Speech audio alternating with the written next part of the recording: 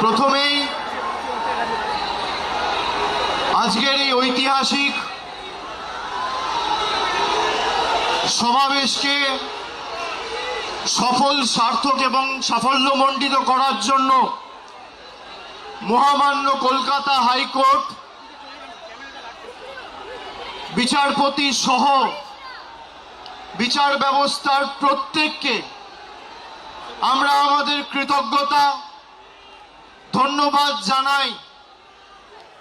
আজকের এই সমাবেশ প্রমাণ করে দিচ্ছে তৃণমূল কংগ্রেসের কর্মীদের কোনো বিকল্প নেই। যারা নিজেদের তৃণমূল বলে দাবি করত,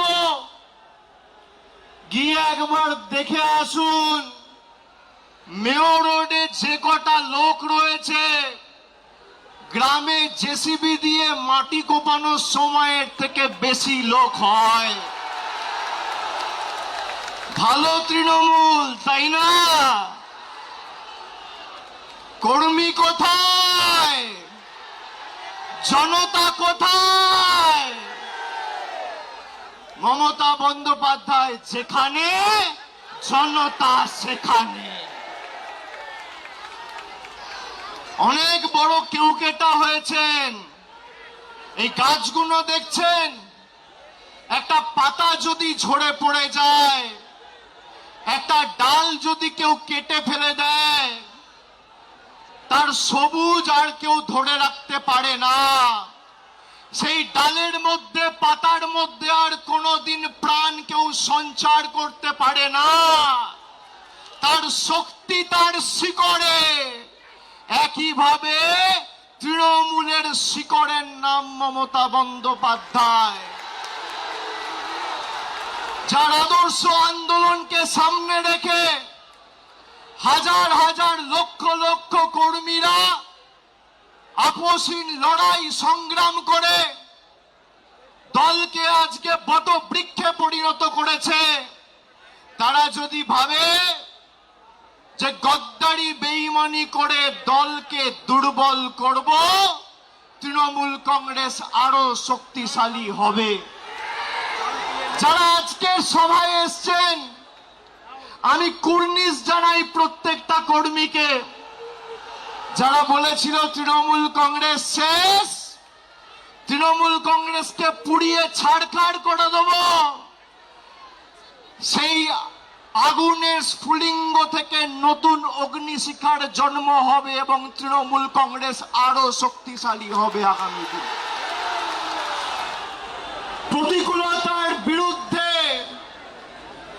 প্রলোভনকে উপেক্ষা করে যারা লড়াই করে, ইতিহাস তাদেরকে সমর্থন করে, গদ্দারদের সমর্থন করে না।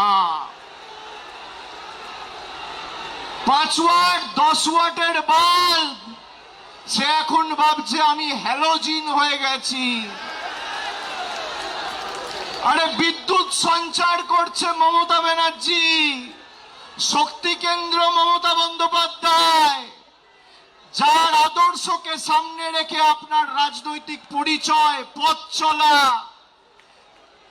যদি কেউ নিজের মাকে ত্যাগ করে, সে সন্তানকে সৃষ্টিকর্তা সর্বশক্তিমানও কোনোদিন ক্ষমা করে না।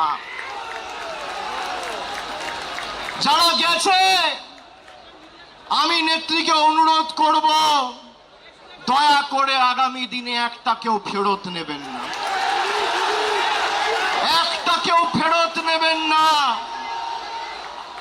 যারা মমতা ব্যানার্জির ছবিকে পিছনে রেখে আর জোড়া ফুল চিহ্নটাকে সামনে রেখে 2024 নির্বাচনে জিতেছে, তারা বলছে আমরা এখন এনডিএ কে সমর্থন করব। মানুষ ক্ষমা করবে? করবে? আর যারা গা বাঁচাতে, পিঠ বাঁচাতে বালিশ চাটার গ্রুপে যাচ্ছেন, এদেরকে তৃণমূল বলবেন না, বলবেন বালিশ চাটা। খালি বিসি বললেই হবে। বিসি, বিসির অনেক মানে হয়। বালিশ চাটা, আমি আর বেশি কিছু বললাম না।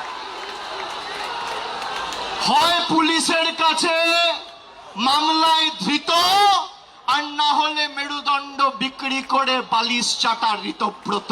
এই দুটো ছাড়া আর গদ্দারদের উপায় নেই। আমি বক্তব্য দীর্ঘায়িত করব না, খালি আপনাদের বলবো আপনারা শক্ত থাকুন। আমাদের আগামী দিনের লড়াইয়ের ময়দানে আবার দেখা হবে। বিশেষ করে যে সমস্ত তৃণমূল কংগ্রেসের নির্বাচনী সিম্বলে, তৃণমূলের সিম্বলে, জোড়া ফুল সিম্বলে নির্বাচিত হয়ে যারা পিঠ বাঁচাতে নিজেদের মেরুদণ্ড বিক্রি করে ওদিকে গেছে, আমরা প্রত্যেকটা বিধানসভায় গিয়ে মানুষের কাছে ক্ষমা প্রার্থনা করে আসব। আগামী দিন লড়াইয়ের ময়দানে দেখা হবে। আমি তৃণমূল কংগ্রেসের নির্ভীক, সাহসী, সংগ্রামী, দেবতুল্য কর্মীদের আমার অন্তরের শ্রদ্ধা, কৃতজ্ঞতা, প্রণাম এবং কুর্নিশ জানিয়ে আমার বক্তব্য এখানে শেষ করছি। এরপর নেত্রী বলবেন, তার কথা আমরা শুনব। জোরে বলুন, জয় বাংলা, জয় বাংলা, জয় বাংলা, জয় বাংলা, জয় বাংলা, জয় বাংলা, জয় বাংলা, জয় বাংলা, জয় বাংলা, জয় বাংলা, জয় বাংলা, জয় বাংলা। অনেক অনেক ধন্যবাদ, নমস্কার।